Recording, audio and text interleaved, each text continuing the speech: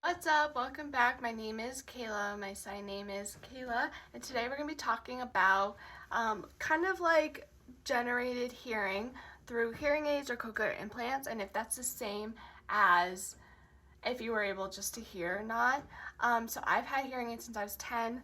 I'm in my 20s now, and I can tell you that like hearing aid generated hearing is like fake. Like you could tell that it's not like actually hearing. It amplifies everything, and it just like the wind sounds different. People's words sometimes can like, for me, this is my experience. It can be other people's different experience. It kind of sounds like sometimes like a robot. Like people's voices like can get higher or lower when in reality it's not.